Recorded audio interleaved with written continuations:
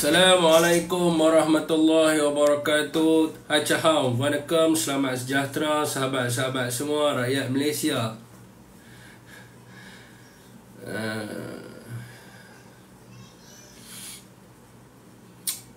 Fenzek, Waalaikumsalam. Lin, Waalaikumsalam. Otak beku, low power, Waalaikumsalam. Weh, nama pelik ni. Bunga cantik, Waalaikumsalam. Dia nama ni tuan Azri bin Saleh, Waalaikumsalam. Bila kita pakai nama pelik-pelik, orang memanggil kita nama tu, dia jadi doa tau. Dia main jadi otak beku sungguh. Laila, Nora, Waalaikumsalam. Khoyum, Waalaikumsalam. Farta Morgana, Waalaikumsalam. Ni lagu Hijaz, Farta Morgana.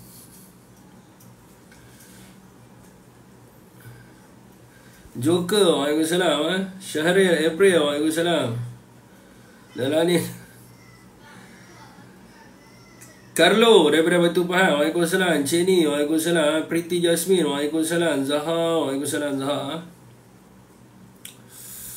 Boy, Waalaikumsalam. Juni, Zaza, Waalaikumsalam. Keep on fighting, thank you. Nick, Waalaikumsalam. Sorry lama tak buat live tuan. Waalaikumsalam kepada siapa saja yang memberikan salam. Agak sibuk sikit 2-3 hari ni.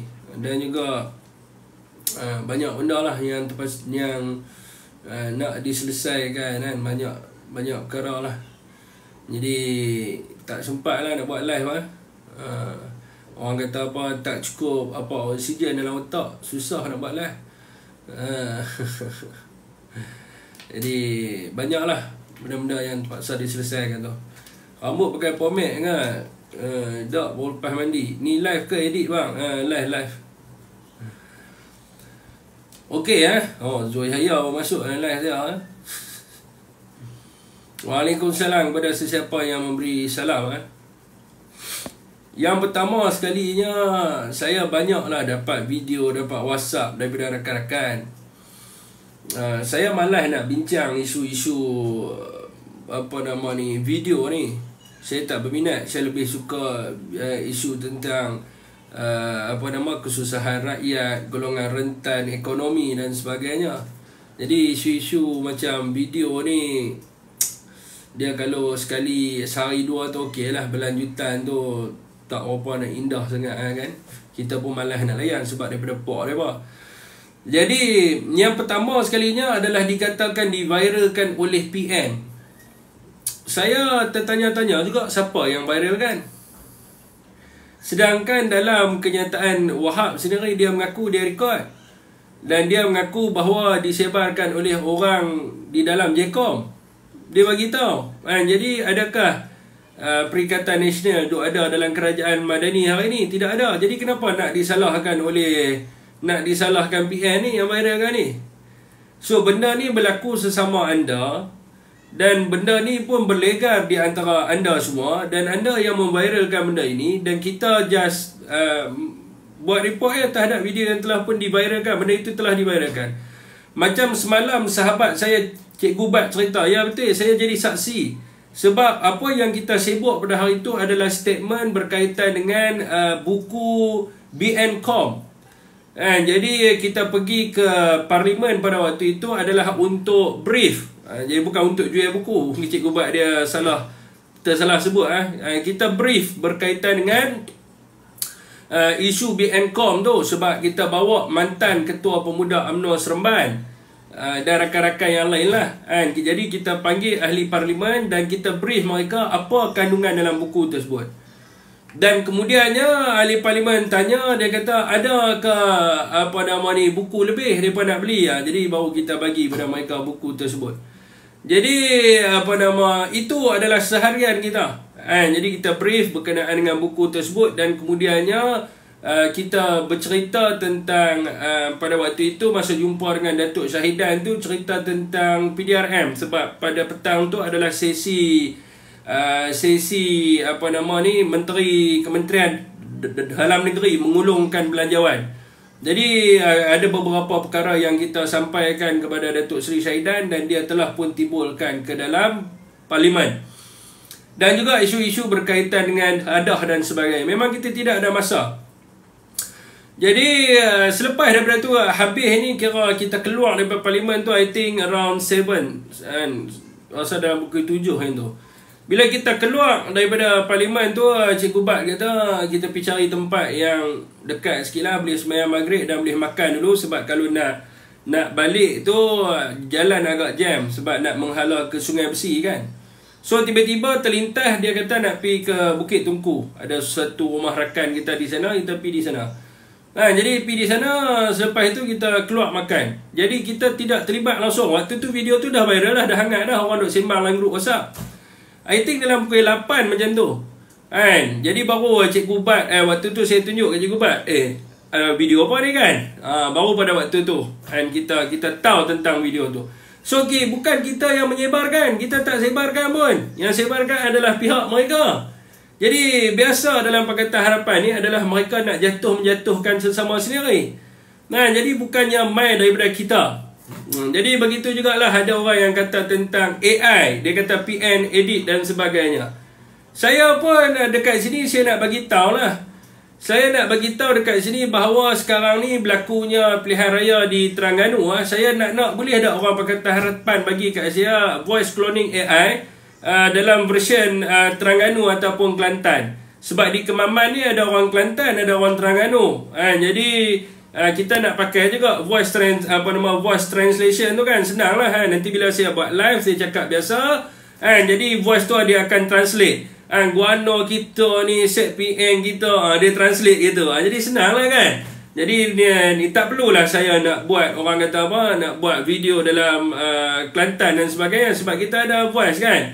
Dia sebagai contohnya perasaan saya malu kan. Perasaan ni jangan malu lebih kurang itu.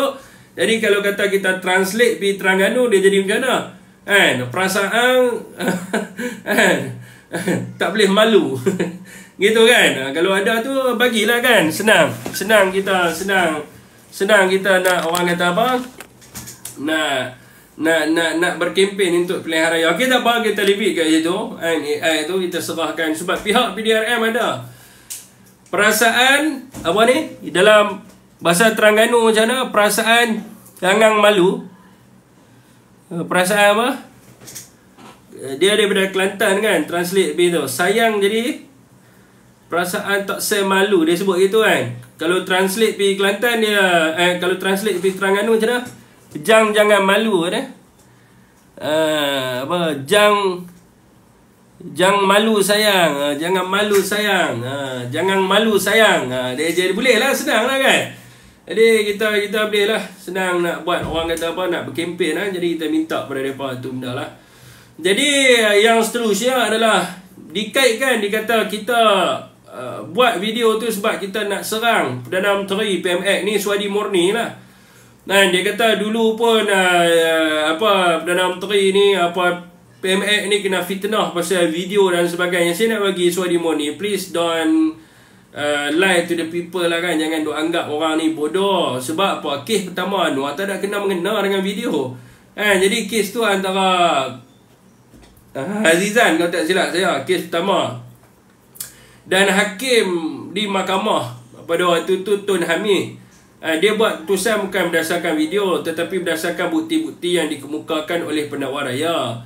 Dan kes tu tak lekat sebab apa? Tun Hamid kata walaupun dia percaya bahawa Anwar terlibat dalam aktiviti homo tetapi mahkamah ini adalah mahkamah undang-undang yang berpandukan kepada asas undang-undang. Jadi isunya adalah pihak pendakwa tu tidak dapat bagi spesifik date bilakah kejadian tersebut berlaku. Sebab in the criminal case dia kena ada date, dia kena ada tarikh, tempat dan sebagainya jenayah itu berlaku. Itu dalam pendakwaan yang pertama lah. Jadi pendakwaan yang kedua juga sama, tak ada kaitan dengan video. Tak ada video pun yang melibatkan si Saiful Bukhari ni, tak ada.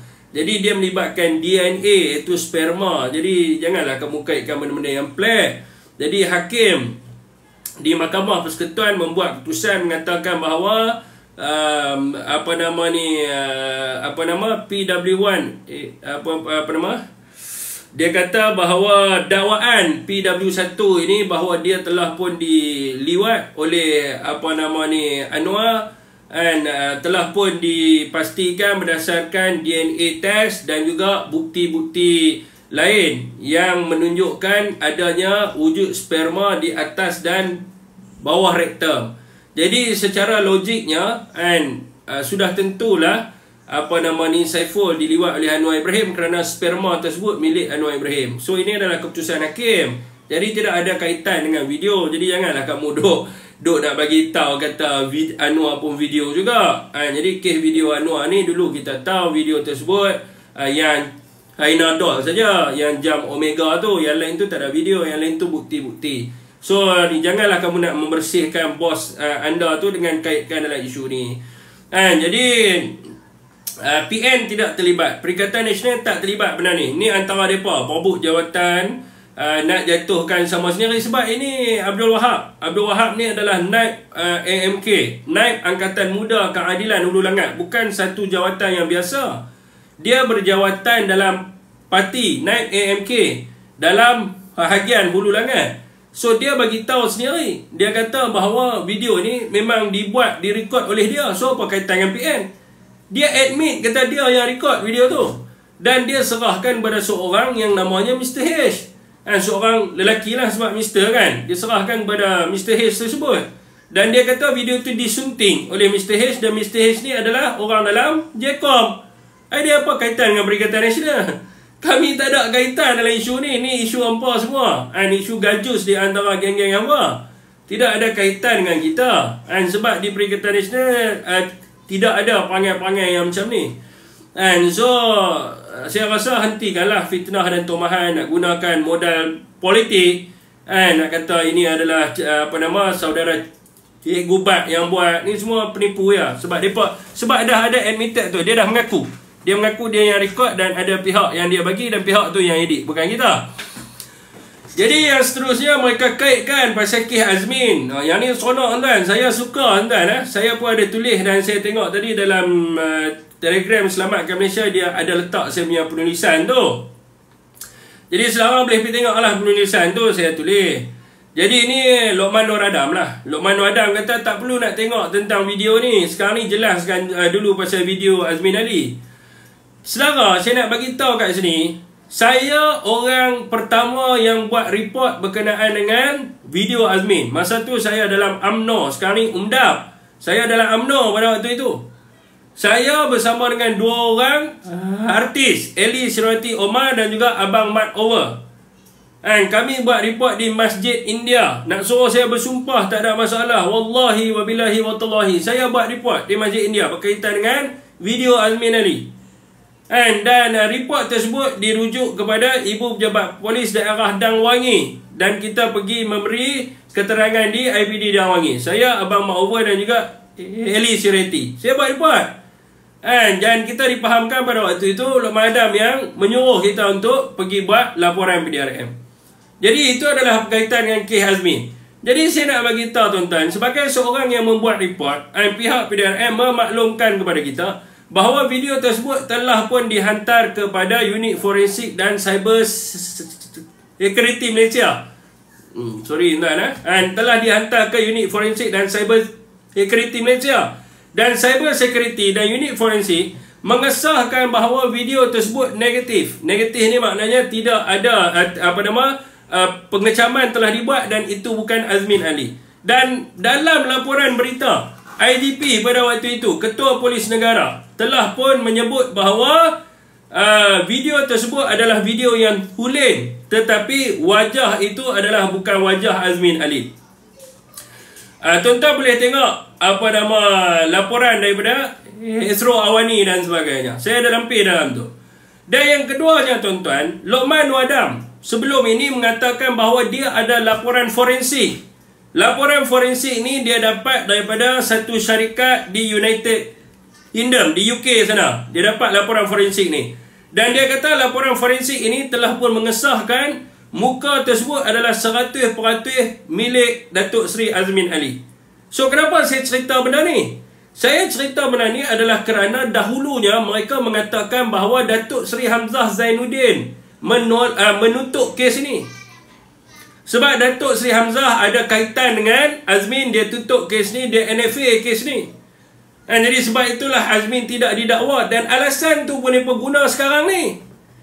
Jadi sekarang ni mereka nak gunakan naratif politik. Tuan-tuan, rakyat bukan bodoh. Yang jadi Menteri Kementerian Dalam Negeri sekarang ni adalah Saifuddin Nasution. Perdana Menteri sekarang ni Anwar bin Ibrahim. Bukannya Tan Sri Muhyiddin Yassin. Bukannya Datuk Seri Hamzah Zainuddin. Dan kenapa mereka tak buka? Tuan-tuan, dekat 1 tahun Saifuddin sebut, kalau nak kata Saifuddin dia tak dia tak ambil tahu tentang kes ni, dia sebut dalam ceramah dia berkaitan dengan video Azmin. Amiruddin pun sebut, Anwar pun sebut tentang video ni. Maknanya mereka ambil pengetahuan tentang video Azmin ini. Dan persoalan kita, kenapa hanya disebut dalam pentas-pentas berpolitik semata-mata? Kenapa tidak ada tindakan yang diambil? Kenapa kertas siasatan tidak dibuka? Kenapa checking ke atas video itu tidak dibuat? Jadi dekat sini mereka pun tahu bahawa Datuk Seri Hamzah Zainuddin tak pernah kacau pun kes Azmin ni. Dia tak pernah kacau pun. Dan pihak PDRM telah pun melakukan siasatan dan membuat pembuktian daripada sudut laporan forensiknya dan sebagainya. Datuk Seri Hamzah tak pernah kacau. Mereka tahu benda ni. Kalau Datuk Seri Hamzah kacau, terang-terang mereka akan dakwa Datuk Seri Hamzah menyalahgunakan kuasa. Sebab apa? Sampai hari ini mereka tak boleh cari apa-apa kesalahan Datuk Seri Hamzah pun. Mereka nak trap Datuk Seri Hamzah dengan rasuah. Datuk Seri Hamzah tak ambil rasuah. Mereka nak trap Datuk Seri Hamzah dengan penyalahgunaan kuasa. Datuk Seri Hamzah tak buat salah guna kuasa. Mereka nak trap Datuk Seri Hamzah dengan tak bayar cukai LSDN dan sebagainya. Tak berjaya. Sampai hari ini Datuk Seri Hamzah Zainuddin suci, tuan-tuan. Tak perlu disucikan. Dia memang suci dan boleh digunakan tanpa was-was. Tak perlu disucikan oleh mana-mana pihak. Sebab apa? Sebab dia tak buat benda-benda macam tu. Jadi kalau mereka ini kata, orang kata apa, Datuk Seri Hamzah buat, dah lama dah. Jadi tuan-tuan, siasatan ni, saya nak bagi tahu, laporan terhadap Azmin ni tak pernah NFA. Saya pernah cek sebelum ni, ada rakan suruh cek. Saya cek dengan pegawai penyiasat. Adakah laporan yang saya buat tu NFA? Dia kata tak NFA. Dalam siasatan. Tetapi laporan yang diterima daripada forensik dan sebagainya, video tersebut mukanya bukan Datuk Seri Azmin Ali. Orang kata apa, dibuat deepfake. Jadi sekarang ni suruhlah Luqman Adam. Mana laporan yang Luqman bagi tahu tu? Siap pegang letak laporan forensik mana dia? Dah setahun jadi kerajaan, tak keluar pun laporan forensik tu. Jadi hanya digunakan untuk tujuan politik. Jadi kat sini kita nampak bahawa tuan-tuan, mereka ni hanya nak fitnah Datuk Seri Azmin ni atas medan politik semata-mata. Jadi mereka, sebab benda tu ada video, so mereka pun nak fitnah. Itu baru fitnah. Macam yang dibuat oleh Bersatu semalam, yang dibuat oleh Armada Bersatu semalam berkenaan dengan video Wahab. Kita tak fitnah, tapi kita serah kepada PDRM. Dan hari ini kita tengok Ketua Polis Negara keluar kenyataan memanggil semula Agus dengan Wahab. It's good lah. Makanya kita buat report suruh PDRM siasat. Dan kita serahlah kepada PDRM. Sama ada mereka ini bersalah, sama ada video tu ada ketulinan ataupun tak, itu adalah tanggungjawab pihak PDRM. Saya, kalau tuan-tuan tanya saya, agensi kerajaan yang saya percaya adalah PDRM lah. Berbanding dengan satu lagi tu memang saya tak percaya langsung. Kalau satu lagi tu, kalau kata kita nak suruh mereka buat penyiasatan, saya memang tak percaya. Dan saya tahu rakyat Malaysia pun tak percaya dengan satu lagi. Tapi PDRM ni, insya-Allah saya pernah kerja dengan PDRM hampir 10 tahun. Saya tahu tidak dapat dinafikan. Ada masalah-masalah sikit, tetapi bukan semua masalahnya, dan banyak kes diselesaikan oleh PDRM. Banyak kes dalam 1 tahun, banyak pelbagai kes yang diselesaikan oleh PDRM. Bukan macam yang satu tu. Yang satu tu bila ada kaitan dengan politik, SAT nak dakwa, SAT tak dakwa. Yang tu memang kita tak yakin. Kalau orang sebut kat kita bahawa agensi tersebut akan melakukan penyiasatan, kita akan tepuk dahi, kita akan kata baik dah. Sebab apa? Kita tidak boleh percaya kepada dia. Sebab kalau kita tengok dalam siri-siri Ketua Polis Negara yang ada dalam negara kita, tidak ada IGP yang pro kepada parti-parti ataupun yang mendokong kepada agenda berpolitik tertentu. Kita tak pernah nampak lagi benda tu berlaku. Tapi yang satu tu secara terang-terangan. Jadi adik terlibat dan sebagainya. Okey tuan-tuan. Terima kasih kepada siapa yang share. Pukul 12 pun ramai orang tengok. Alhamdulillah. Jadi okey tuan-tuan, itu adalah yang orang kata apa, berkaitan dengan kes tersebut. Saya tak mahu pergi panjang lah berkaitan dengan kes tersebut. Jadi saya nampak juga tuan-tuan, peletakan jawatan dan video ini sebenarnya nak menutup kesilapan kerajaan hari ini. Banyak isu. Tuan-tuan, bila video ni keluar, kita tak perasan. Saya baca semalam dalam The Star, laporan inflasi. Inflasi yang mereka cerita 1.9 tu sekarang ni dah tinggal harapan. Sebab sebagaimana yang dilapor oleh Bank Negara, inflasi telah meningkat kepada 3%. Jadi pada tahun hadapan mungkin inflasi akan meningkat. Jadi tuan-tuan, apa yang maknanya inflasi ni? Jadi golongan rentan yang di bawah ni lah, golongan yang susah, golongan yang sederhana, mereka inilah yang paling terseksa. Akibat daripada apa? Kenaikan harga barang. Ini tidak dapat dinafikan.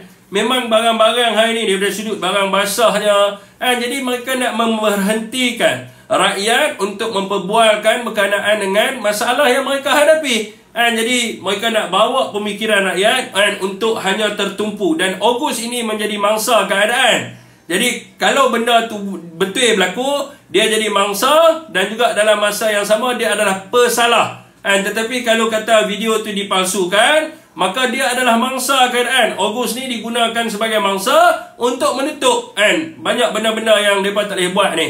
Jadi kalau kita tengok hari ni, menteri menjawab di dalam parlimen. Pada waktu tu memang saya ada kat situ. Saya dengar menteri pengguna, dia jawab apa? Berkaitan dengan soalan kenapa minyak tak ada, gula tak ada, beras tempatan tak ada. Apa yang dia jawab? Dia kata rakyat mungkin pergi beli dekat kedai ni. Kedai ni mungkin beras dia dah habis stok dah. So kedai yang sebelah dia ada juga beras, kedai yang lain-lain ada. Dia jawab macam tu. Padahal tuan-tuan, saya nak bagi tahu, dalam Parlimen Bandar Tun Razak saya pernah buat live. Saya pernah buat live dalam Parlimen Bandar Tun Razak, pergi cari beras. Seluruh kedai runcit dalam Parlimen Bandar Tun Razak tak ada beras tempatan. Beras tempatan tak ada tuan-tuan. Minyak paket tak ada. Hari ni peniaga-peniaga kecil pening kepala. Sebab minyak paket pula sekarang ni nak kena rasuah. Kena bagi tahu dekat owner, nak kena bagi tahu kat lori minyak ni simpan untuk dia. Ni saya bagi tahu ni, peniaga bagi tahu kat saya. Kalau nak minyak kena bayar, baru minyak tu ada. Kalau tak ada, kena beli pakai minyak botol. Minyak paket tak ada, gula tak ada. Lepas tu apa lagi tak ada? Telur tuan-tuan. Telur yang ada grade D dengan grade E. A, B ni payah nak dapat lah. Payah nak dapat. Telur pun besar ni saja. Telur. Jadi ini masalah yang dihadapi oleh rakyat hari ini.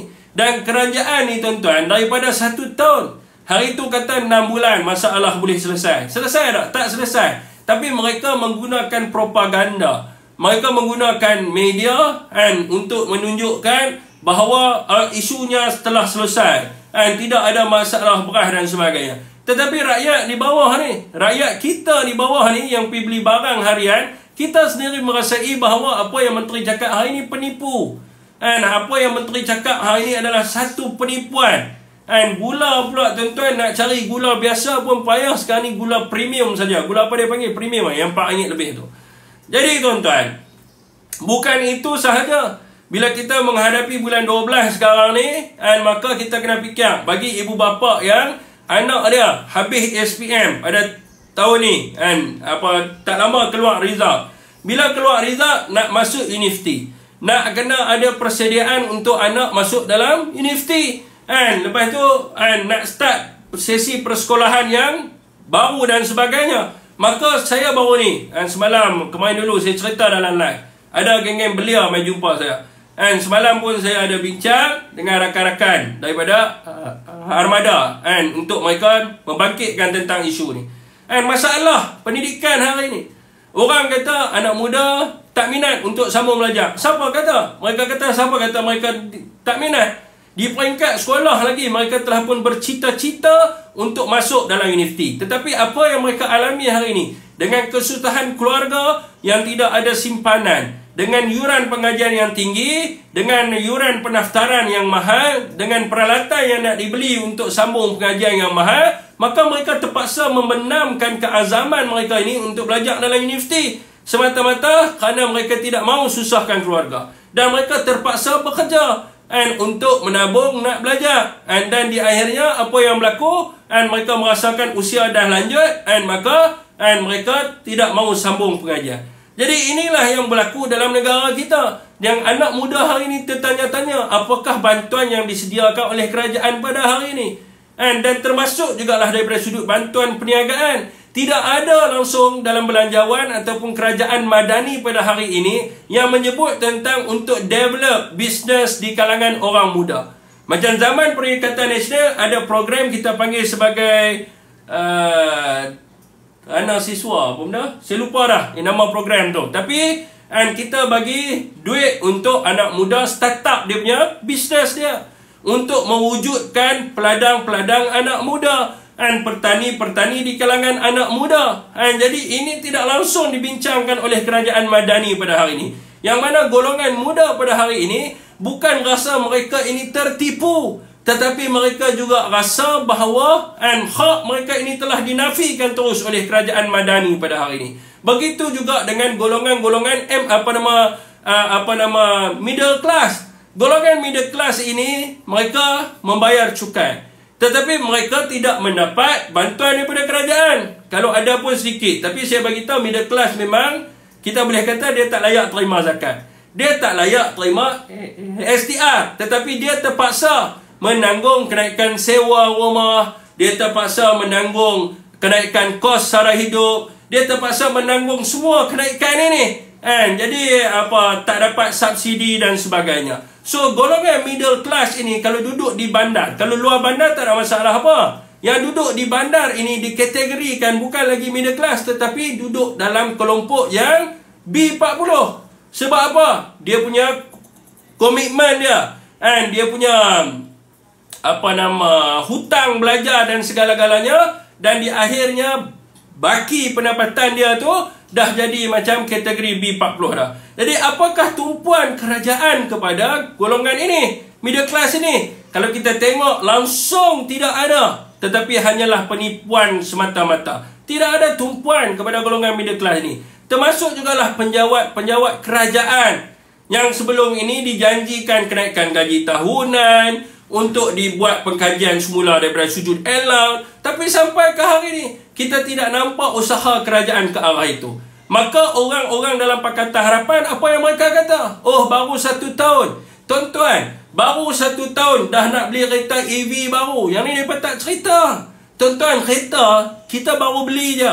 2 tahun lepas kerajaan baru saja ambil kenderaan baru.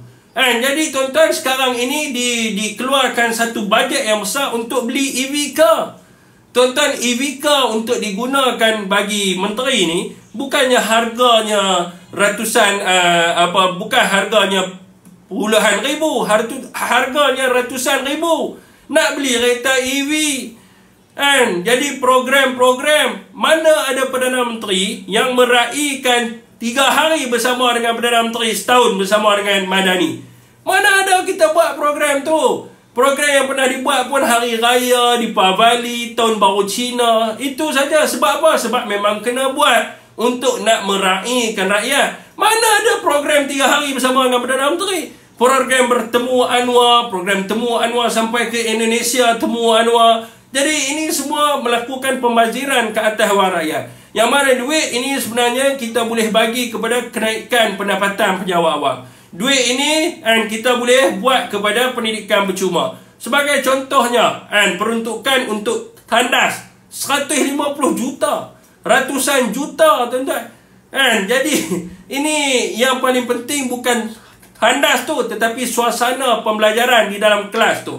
Jadi inilah kalau kita tengok kerajaan yang tidak ada objektif. Apa yang mereka nak buat sebenarnya tak ada objektif. Saya yakin tuan-tuan, projek-projek pembaikan toilet dan sebagainya ni hanya nak disediakan inden projek saja kepada golongan-golongan yang sokong mereka. Jadi dia buatlah projek itu, padahal bukan satu keperluan pun.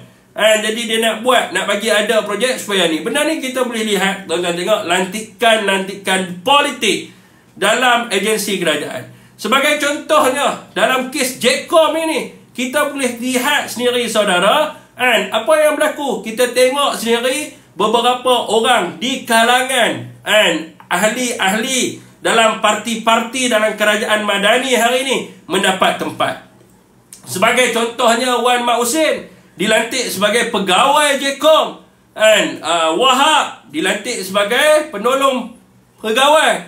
Jadi tuan-tuan, rakyat susah tetapi mereka suka-suka hati membelanjakan wang kerajaan. Dan JKOM ini ada penambahan peruntukan, kononnya untuk bayar gaji, nak tingkatkan gaji dan sebagainya. Jadi ini sepatutnya, perkara ini tak sepatutnya berlaku. Kalau tuan-tuan tengok daripada prestasi ekonomi, mungkin kita nak bincangkan selepas ni. Mungkin ada orang lu nak naik DC ke apa kan, nak cerita ke, boleh, tapi jaga bahasa-bahasa, jangan sampai akaun saya kena block. Jadi selepas ni kita akan bawa bincang kepada sektor ekonomi dan pelaburan. Tuan-tuan, pelaburan ni saya sentuh sikit sementara tunggu rakan kita naik. Pelaburan ni tuan-tuan boleh pergi type dekat Mr. Google. Tuan-tuan type dekat situ apa statistik investment MIDA, dia akan keluar. Tapi kalau tuan-tuan tengok pengumuman 500 bilion daripada negara China, 170 bilion daripada sana, 200 bilion. Lepas tu diceritalah oleh orang Pakatan Harapan ni seolah-olah dah ratusan bilion dah masuk dalam negara kita. Tetapi data yang direkodkan oleh MIDA, pelaburan yang masuk baru 62 bilion. Baru 62 bilion bagi tahun 2023. Jadi mana yang kata ratusan bilion tu? Jadi perkara ini diumum, malah bila mereka umum, tuan-tuan, mana ada satu negara yang nak melabur, hanya ada satu pihak umum. Daripada zaman bila-bila pun syarikat itu akan umum berapa banyak dia akan melabur di Malaysia, dan Malaysia akan menyambut daripada kenyataan media yang dibuat oleh syarikat yang nak melabur tu. Mana ada pernah kita bagi tahu daripada Euro main nak berlabur ratus bilion, tak ada. Kita sebut nama syarikat. Tetapi sebab tu saya kata, kerajaan Madani hari ini hidup dengan propaganda. Asalkan rakyat nampak ratus bilion cukup, tetapi benda tu adakah tak adakah benda yang lain. Yang pentingnya kena nampak dulu image Anwar. This is the propaganda teknik lah. Sebab tu saya kata, kerajaan hari ini, mereka ini ditabir oleh orang yang berlakon. Macam kata Fahmi Fadzil, dia berlakon dalam drama Ul and Gencu. So ada lagi lah yang berlakon. So mereka ni hanya tahu berlakon saja, hanya reti berlakon saja. Tetapi adakah mereka reti mentadbir? Mereka tak reti mentadbir. Kalau mereka reti mentadbir, rakyat hari ini tidak susah. Okey tuan-tuan, anak papa besar lah. Siapa yang nak naik boleh? Ni Iskandar dah. Berpeluh-peluh Dan.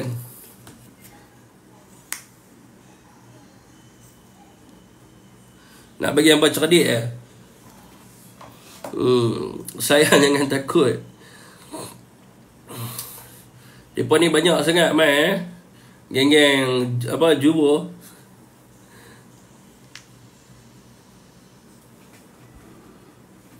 Bagi keluar 10 minit Zat.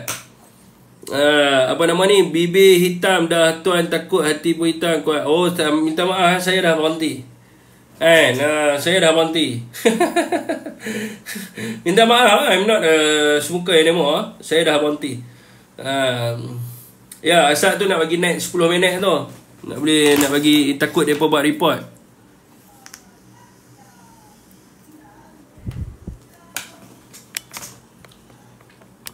Dia tak naik-naik.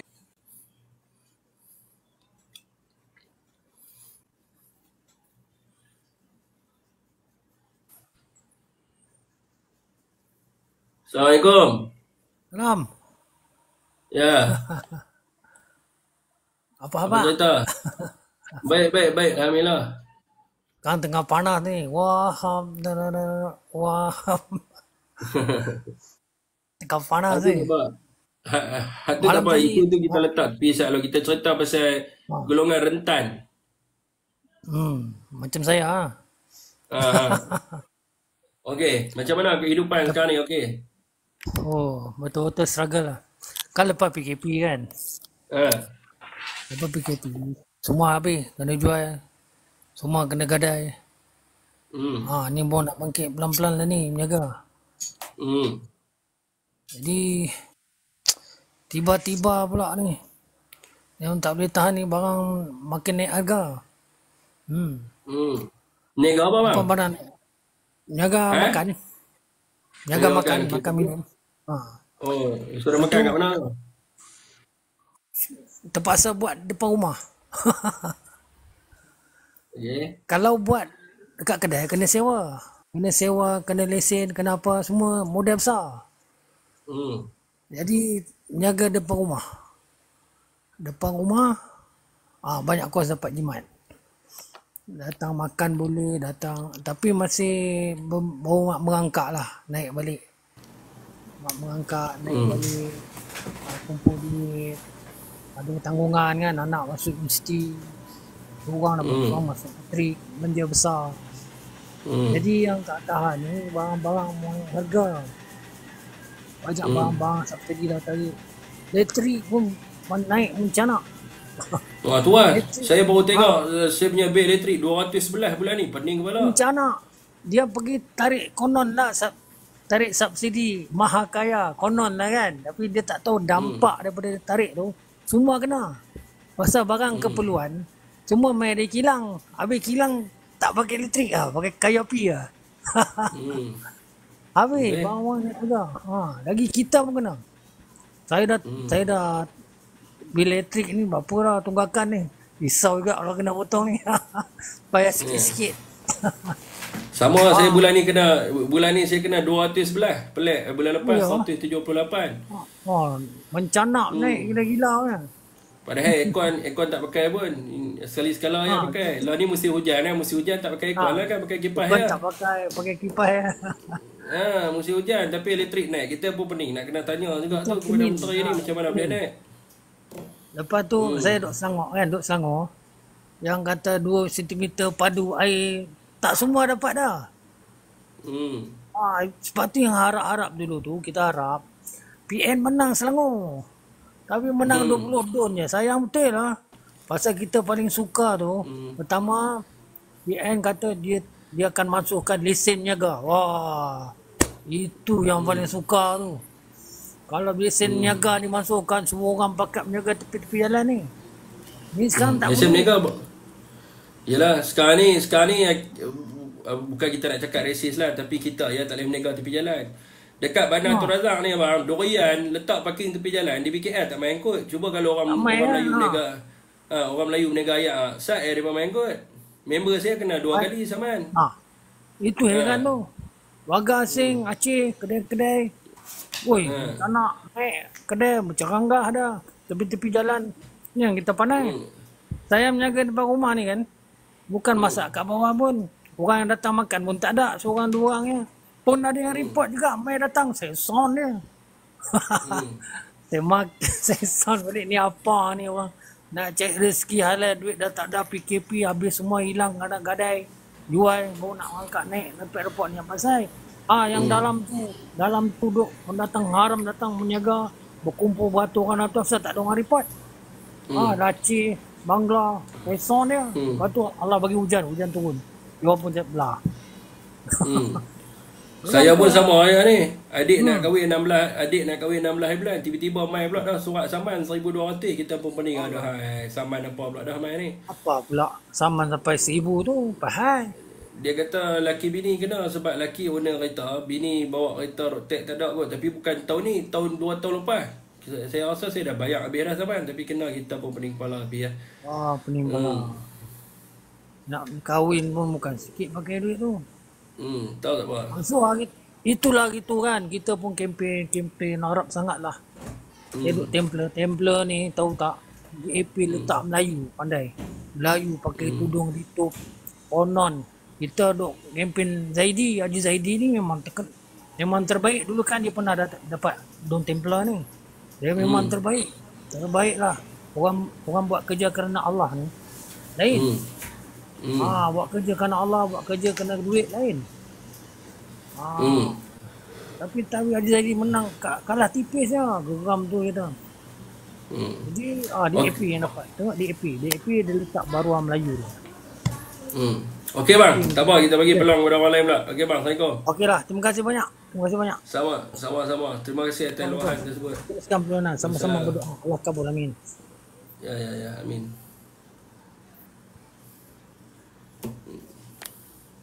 Okey, abang kita peniaga. Jadi sebelum Prof Alfa Muhammad ni naik ni, saya nak cakap sikit pasal saman ni. Saya harap kalau orang-orang kerajaan ada lah. Tapi kalau kena kat kita tu pun pedih juga. Kalau kena kat orang yang susah ni macam mana. Dia undang-undang kita buat ni untuk bagi pengajaran kepada seseorang. Contohlah kalau kata rotek dia mati, dia terlupa nak orang kata apa, nak renew dia punya rotek. Kalau hang saman dia sampai dua-dua orang kena, contohlah bini dia pergi hantar anak sekolah, tiba-tiba kena saman. Jadi dua-dua kena 1,200. Daripada dia nak bayar rotek 500, dia nak kena bayar 1,200. Agak-agak kalau dia tambah dia tambah bayar rotek tu apa? Dia nak kena buat keluar 1,700. Sedangkan harga rotek tu 500. Apa kalau kata buat undang-undang yang mengatakan bahawa apabila ditahan, disaman, dalam masa 1 bulan dia kena pergi renew rotek. So lebih baik macam tu. Makanya dia pergi renew adalah masa sebulan tu. Tapi kalau dia kena 1,200, dia nak tambah pula renew rotek RM500 sebagai contohnya 1,700, lagi membebankan dia. Last kali apa dia buat? Last kali dia tak renew rotek, saman pun dia tak bayar. Last kali apabila saman dia tak bayar, apa berlaku? Lesen dia kena gantung. Last kali lesen tak ada, rotek tak ada, segala minit dia jadi hantu raya terus kat atas dalam raya. Jadi ini masalahnya bila kita buat satu undang-undang ni, dia je bukan undang-undang untuk menekan orang, tetapi undang-undang ni sepatutnya memberi pengajaran dan mendisiplin orang. Tapi undang-undang buat sampai pening kepala. Okey, Prof Alfa, share lagi tuan-tuan. Teruskan perkongsian. Ni apa duk F12 banyak sangat ni?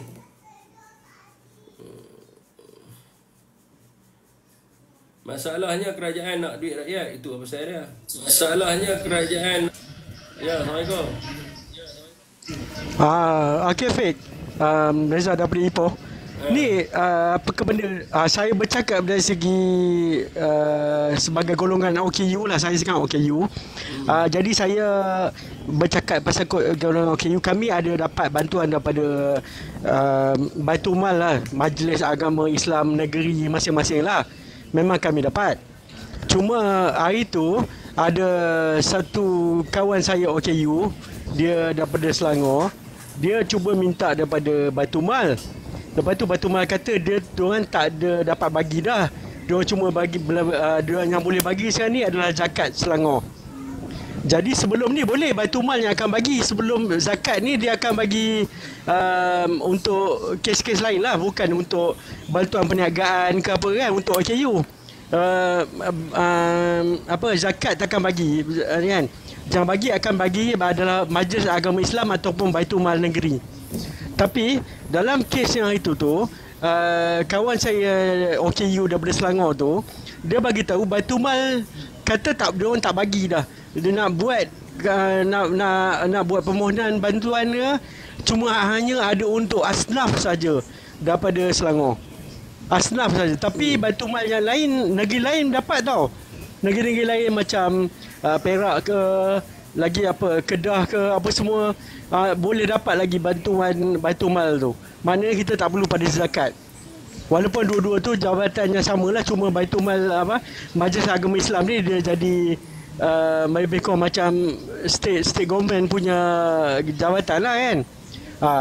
Jadi itulah saya nak tanya kepada Fik, kalau dapat dia cakap, tanyakan kenapa Baitul Mal Selangor dah tak ada dah bantuan untuk OKU ataupun asnaf lah. Maksudnya untuk bantuan perniagaan tu apa semua, itu sekat Selangor je tau. Sepaham saya Selangor ni negeri yang kaya lah. Sebelum ni paling banyak bayar, orang cakap paling banyak bayar zakat dan juga bantuan untuk orang Islam ni adalah Baitul Selangor. Jadi itu saya nak kepastian kan, kenapa tiba-tiba Baitul Mal Negeri Selangor tak boleh nak bagi bantuan. Yang ada hanya untuk asnaf saja, asnaf Selangor. Daripada melalui zakat negeri Perak, zakat negeri Selangor. Okey Bin. Okey. Yang tu saya nak kena check balik sebab saya tak ada maklumat tu. Sila. Itu saya bertanya kan ni. Ini sekarang ni asnaf OKU yang bertanya bukan benda tu, sebab dia nak minta bantuan modal perniagaan, nama modal tu. daripada Majlis Agama Islam Selangor. Dah ditolak dan disuruh minta daripada Zakat Selangor. Dua badan yang berlainan. Dua badan berlainan. Okey, baik. Okey. Nanti saya akan refer dengan Sufi. Baik. Mari. Okey. Terima kasih. Assalamualaikum. Assalamualaikum. Saya dulu ada sembang-sembang lah dengan ada seorang ustaz ni tentang zakat ni yang saya pernah buat video sampai Zakat Kedah pernah memanggil saya lah kan, panggil saya pasal isu video yang saya buat tu. I think dalam 3 tahun lepas ke 4 tahun lepas kot saya pernah buat satu video ni. Jadi persoalan yang saya timbulkan adalah zakat berlumba-lumba untuk buat laporan kewangan tahunan dia. Berapa kutipan untuk tahun ni. Semua negeri panggil yang sama lah kan. Jadi semua pakat duk berlumba. Okay, tahun ni kita kutip berapa, tahun tu kita kutip berapa. Tetapi tidak berlumba untuk buat laporan berapa agihan yang kita telah buat. Berapakah golongan-golongan asnaf yang kita dah jumpa. Sebab Amir ni kerja dia kena pergi cari, bukan duk di pejabat tunggu depa mai. Kadang-kadang golongan yang susah ni, macam dulu masa saya duduk di bahagian Al-Ustaz dulu, ada yang saya dapat aduan mereka ni tak boleh keluar. Sebab tu saya marah. Jadi mereka tak boleh terlantak dekat rumah, tak boleh nak keluar pergi masjid isi borang. Ada yang anak-anak tinggal, anak-anak belajar luar negara. Ada macam-macam kes lah. Ada yang kenderaan tak ada, motor rosak dan sebagainya, macam-macam benda lah. Jadi alasan yang dibagikan adalah kena pergi cari di masjid, kena pergi cari. Jadi tu yang saya kritik dulu. Saya kata sebab ini apa yang saya belajar lah kan. Apa ustaz beritahu, dia kata zakat ni kena habis pada tahun tu, kutip tahun tu kena habis tahun tu. Jadi bila saya pula tengok pada waktu itu keluarnya zakat ni, beli kereta kan lah ni, pejabat-pejabat zakat kan dah nampak mewah beli kereta, beli van. Tu saya tanya tu beli guna duit apa? Adakah beli guna duit zakat yang dihimpun ni? Jadi bila dah beli kenderaan tu makanya kena ni lah, kena orang kata apa, kena gunakanlah benda tu untuk mencari golongan-golongan ni. Sebab dan dia jangan pula zakat ni orang kata apa, dijadikan sebagai satu instrumen untuk orang tu jadikan sebagai pendapatan dia gaji dia. Jadi pejabat zakat juga kena tengok berapa penerima zakat untuk tahun ni. Contohnya 300 orang. On the next year, adakah 300 orang ni terima lagi? Jadi adalah satu kejayaan bagi saya lah, satu kejayaan di peringkat zakat ni kalau mereka dapat kurangkan penerima tu. Makna penerima yang ulang, yang berulang dan sebagainya. Makanya tahun ni 300 penerima yang ulang. Tahun depan mungkin penerima yang sama ni dah kurang dah. Dah start boleh membantu orang lain sebab orang ni dia dah keluar daripada kemiskinan dan sebagainya.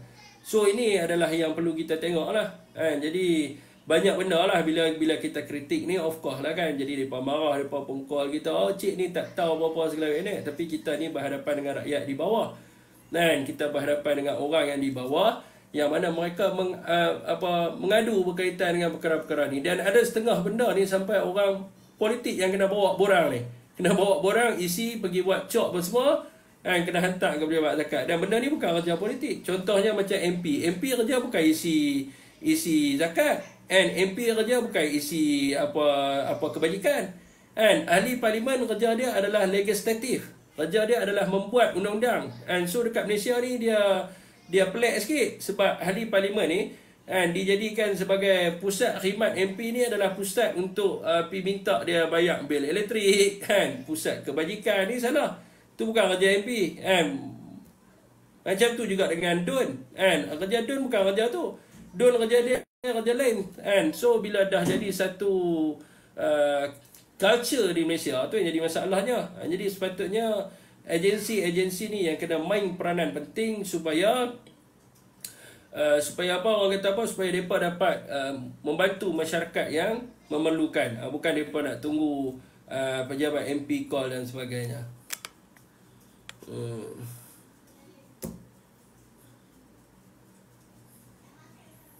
Ya, Abang Ani, salam. Yang ni aku setuju. Ya, betul. Abang Ani kena bawa lah benda ni. Abang Ani kerajaan lah ni. Jadi kalau Abang Ani kata setuju saja, tak guna lah. Jadi Abang Ani kena bawa isu ni, mengatakan JKM ni kena mengenal pasti siapa yang memerlukan bantuan. Bukan suruh MP buat aja. Jadi, mereka kena pergi. Zakat pun sama. So, Abang Ani adalah suara kerajaan yang ada dekat dalam live saya. Seorang otai reformis. Yang begitu menyokong Anwar Ibrahim dengan begitu dahsyatnya. Kira kalau jumpa Anwar ni cium tangan macam tu lah. Jadi suara Abang Gani ni Anwar dengar. Jadi Abang Gani bertanggungjawab sebab Abang Gani dah kata Abang Gani setuju. Jadi Abang Gani kena bawa bagi tahu dalam mesyuarat. Saya dengar PKR akan ada convention kan minggu depan kan. So Abang Gani kena berucap dalam convention minggu depan dan bagi tahu bahawa yang pertamanya adalah kena buat penyelarasan bantuan. Maknanya kena buat satu pusat pengumpulan data yang dipanggil sebagai nak centralizekan bantuan-bantuan kerajaan. Dan kemudiannya bila dah centralize ni, kena pastikan bahawa agensi di bawah kerajaan ni mengenal pasti siapa yang memerlukan bantuan. Mereka kena pergi cari. Dia macam dalam PDRM ni, siapa duduk dalam unit detektif, sama ada dadah ke, sama ada kriminal dan sebagainya. Dia ada dia punya dia panggil apa, benchmark dia. Maknanya setiap bulan dia kena selesaikan berapa kes, setiap bulan dia kena buat berapa penangkapan untuk memastikan kes dadah dan juga jenayah dekat dalam kawasan dia tu berkurang. So dalam JKM pun kena buat benda tu. Dalam satu bulan berapakah orang yang mereka kenal pasti. So ni adalah suara yang kita minta lah orang PKR yang ada dalam ni. Abang Gani, saya punya sahabat saya, tolong bawa bagi tahu pada Anwar Ibrahim, Datuk Seri yang saya sayangi, bukan saya, Abang Gani sayangi, kena bagi tahu benda-benda ni semua. Ya, Abang Gani dah naik lah dah.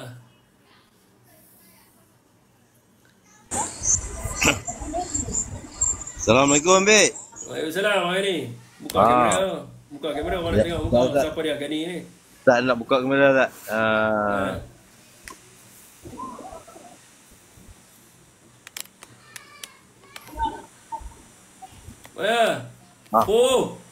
Ni duduk di Mekah tak balik lagi? Tak balik 28 balik. Okey, saya nak doa sikit lah Abang Gani kena mengaminkan, angkat tangan. Amin boleh Boleh. Apa dia? Ni saya nak doa ni. Abang Gani duduk di sana, ambillah berkat sikit. Bismillahirrahmanirrahim. Ya Allah, ya Tuhanku, kau berikanlah Perikatan Nasional untuk menjadi kerajaan selepas daripada ni yang dapat mentadbir negara dengan baik dan meningkatkan ekonomi rakyat Malaysia. Amin. Amin. Okay. Tak faham.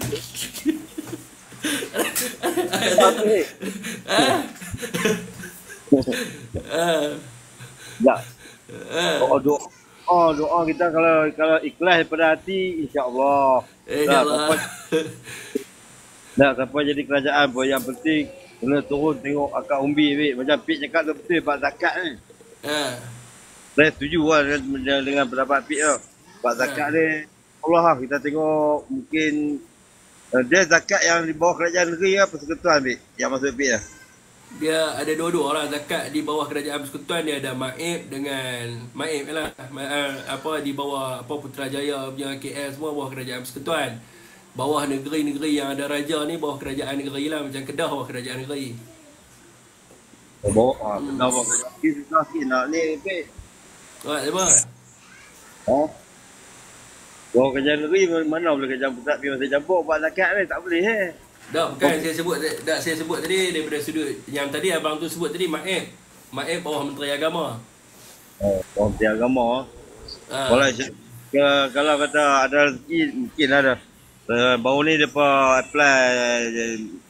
apply jawatan JKPP JKPPK. JKPPK lah. InsyaAllah kalau kata kawasan yang saya nak jaga ni, insyaAllah saya akan cari lah. Kena cari abang ni. Sebab apa? Masa saya dulu, walaupun saya tak pegang jawatan tu, dia ada banyak isu abang ni. Antaranya adalah orang sakit yang terlantar.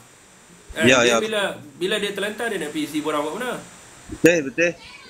Dan tugas ni adalah tugas apa Jabatan Kebajikan, zakat, kan dia ada amil, ada ni. Kita tugas Jabatan Kebajikan Jabatan Zakat, kerana zakat ni dia pun tak cukup kaki tangan dia kalau tak dapat maklumat daripada wakil setempat. Jadi kerajaan hari ni kan, kerajaan pusat ni dia tak ada. Kerajaan Madani ni tak ada lagi wakil daripada Akaumbi. Baru nak lantik mungkin tu depan kot Ustaz. Ustaz buat aja kalau kata kita tak ada, tak jadi wakil pada kerajaan. Kita nak cakap kan siapa nak dengar.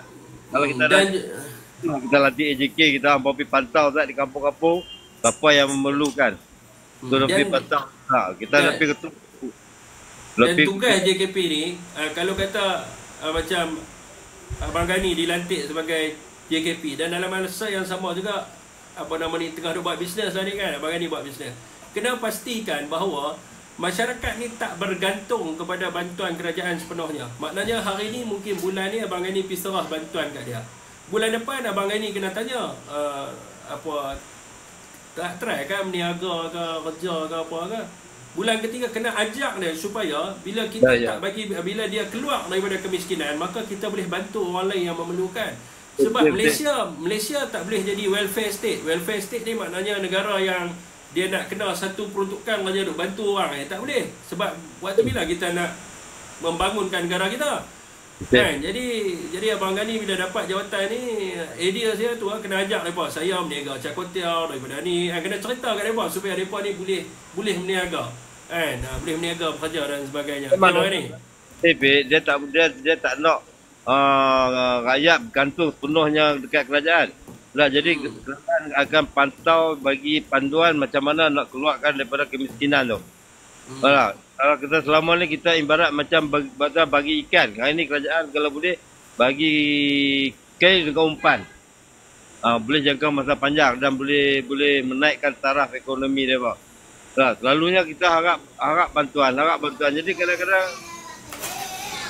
tak bagi bantuan kalau nanti tak undi, tak sokong.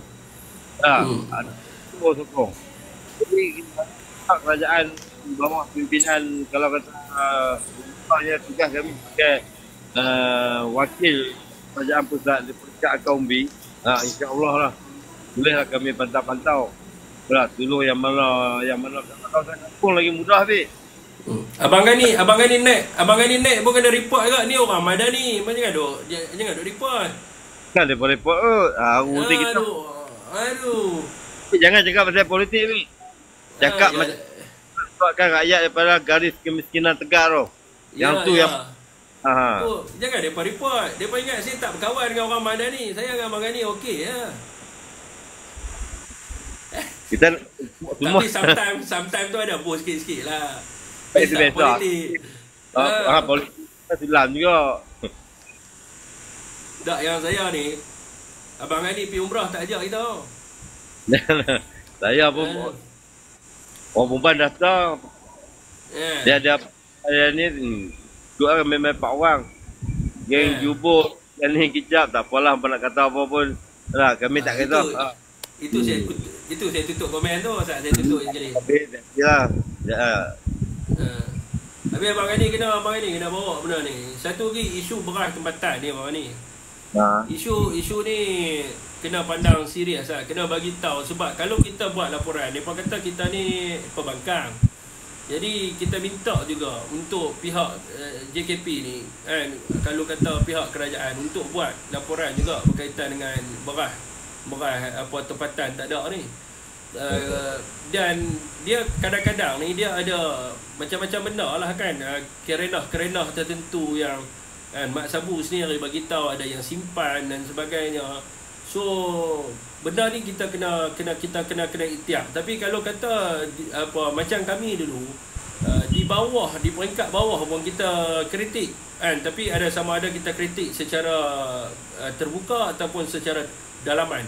Tetapi masalah ni kita sampaikan, contoh macam isu ayam kita kritik secara openly. Sampai pada waktu tu mereka jemput saya untuk pergi tengok ladang ayam di Perlis tu. Jadi supaya saya boleh memperbetulkan apa yang saya kata dan sebagainya. Jadi benda-benda ni pun kena tengok juga. Sebab benda ni realiti yang rakyat hadapi Abang Ghani. Abang Ghani lah ni dah jadi satu orang yang besar JKP. Oh, kita orang paling rendah sekali tapi tapi kalau Abang Ghani dapat JKP tu saya tak kata apa sebab saya tahu dia kaya. Hak saya marah ni duk jadikan jawatan sebagai punca cari duit. Oh, ya tu saya. Tapi kan saya lawan JKP ya. Tapi kalau Abang kita orang parti ni kita akan apa-apa tak parti kita buat isu dalaman lah. Abang Ghani kalau dia dapat jawatan JKP pun dia boleh habaq, tak payah bagi duit kat aku pun tak apa. Sebab dia kaya, dia ada bisnes kicap, dia ada Ghani Cakotel tu pun tak kenal pun kena. Dalam akaun juta tak ada, tak sah ha. Ada habis tu. Tapi dia tak kacau orang. Dia projek tak buat, apa tak buat, dia punya berniaga dia sendiri. Jadi kita tak boleh petikan dan sebab tu kita habaq dia supaya dia dapat berkhidmat untuk masyarakat. Sebab saya kenal dia daripada kutuk lah. Tapi kita kenal Abang Ghani kita. Tapi dapat di di tempat mana tu? Sekam nanti ke apa? Ni mana? Mungkin kawasan ni kawasan Gunung Sali ya. Gunung Sali. Awak depa bagi kau tu. Gunung Sali ni ramai, dia banyak masyarakat susah kau tu. Gunung Sali ni belah nak ke istana rumah tu kan. Tak, ni ke depan Pasar Borong lah, belakang lah. Kampung belakang dengan situ warga asing lah Abang ni. Itu warga asing ni Rohingya ramai. Rohingya ni masalah dia. Bila kita buat report kat immigration ni tak turun mai. Depa kalau depa ambil, depa nak pergi tahu mana habis, banyak sangat. Ni dekat ni lah pusat tahanan. Memang pitok pusat nak kena bagi makan lagi kat depa. Tu macam mana nak buat habis? Habis tu nak biar depa duduk tentu hantar balik pergi negara depa. Bahaya. Benda ni isu orang kata UN ni Pik. Membabitkan UN ni dari dulu Pik. Dan lepas pijak masuk dalam negara kita. Dia dulu saya desak Datuk Seri Ismail Sabri masa dia jadi Menteri Pertahanan tu. Sampai dia bagi tahu, kita bagi tahu kat dia kenapa tak boleh hantar. Sebab Rohingya telah pun disediakan pulau untuk mereka. United Nation telah pun habis duit beratus juta ringgit untuk sediakan satu pulau. Nama pulau ni Pulau Bhasan Char. Tu Abang Ghani Pieces. Nanti saya bagi kertas harja tu kat Abang Ghani. Pulau Bhasan Char. Dan kerajaan boleh hantar mereka pergi kat pulau tu. Sebab pulau tu negara OIC hantar bantuan. Bantuan makanan dan sebagainya semua hantar kat mereka. So rumah pun ada. Pendapatan bukan yang hutan. Saya ada rumah batu pun semua. Mereka boleh duduk di situ. Tetapi masalah mereka ni adalah mereka nak demand. Mereka nak duduk dalam negara maju. Kalau kita tengok Presiden Rohingya ni, mereka minta untuk dihantar ke negara-negara yang maju. Bila mereka main duduk di Malaysia, bila kita nak keluar dengan mereka suruh hantar pergi di US, di Australia. Nampak dia punya perangai dia. Tapi kita kerajaan kena berkeras untuk hantar mereka ke Pulau Bhasan Char tu. Sebab pulau tu disediakan oleh negara-negara OIC dan juga United Nation untuk mereka. Oh, pening kepala dah orang ni. Dia isu Rohingya ni Pik, macam Aceh dulu lah, Aceh tu kan. Dulu saya pernah duduk dengan Aceh, tapi Aceh dia tak lama. Selesai masalah konflik dalam tempat dia dapat balik lah. Ini Rohingya ni rasa-rasa tak, dia kena selesai masalah di negara dia pun. Baru boleh dapat balik lah. Kalau macam ni lama kelamaan dia beranak pinak sini. Dia isu Rohingya ni Abang ni. Wah, bunyi bising kat tempat abang ni. Hujan ke apa? Di Mekah hujan? Bukan hujan, dia bunyi apa lah.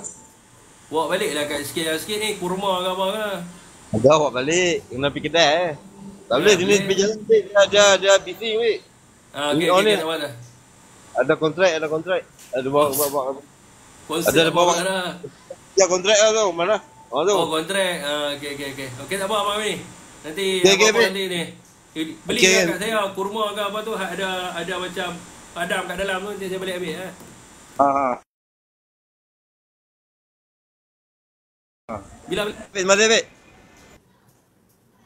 Bila balik?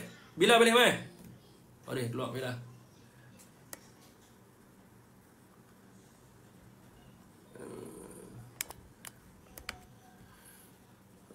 Mokok tak ada, saya nak bagi tu Okey, cerita bab Rohingya ni tuan-tuan dia adalah rentetan sejarah. Depa ni bukan asal di Rakhine. Rakhine ni bukan milik depa.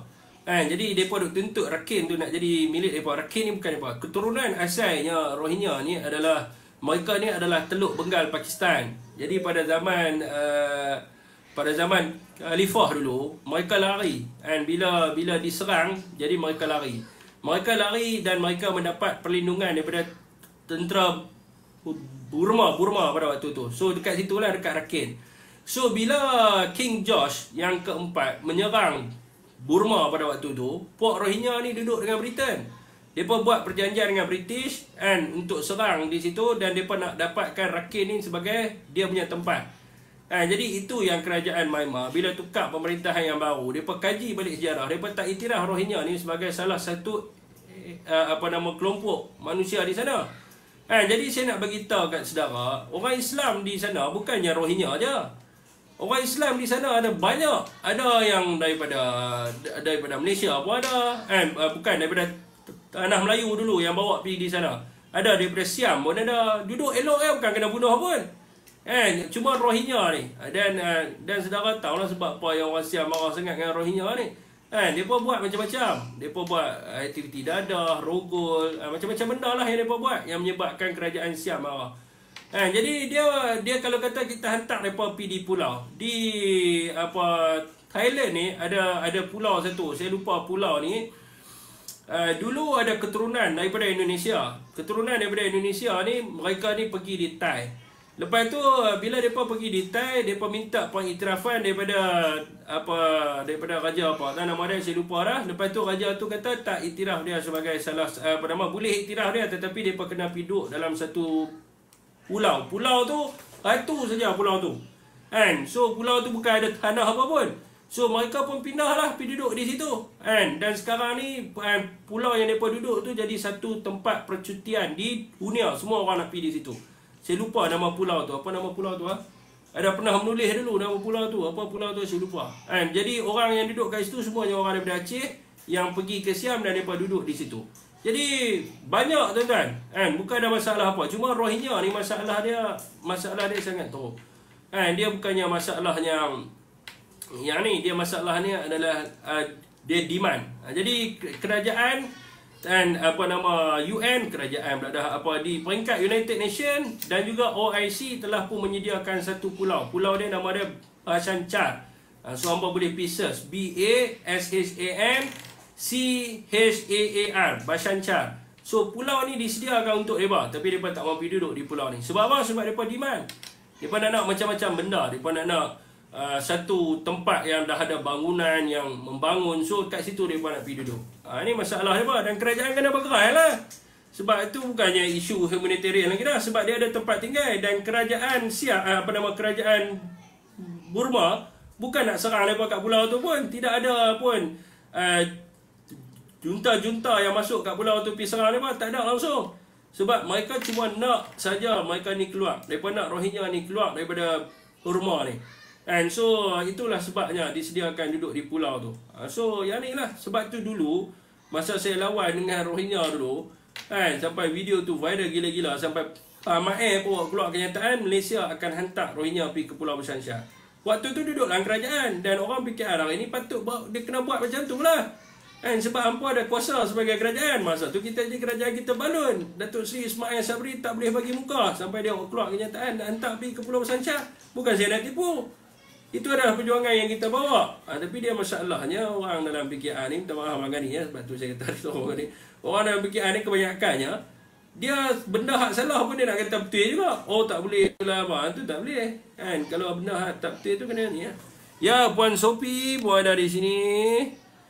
Nak naik ke? Ini hari cuti. Tolonglah hentak Rohingya balik ya betul. Assalamualaikum, good evening.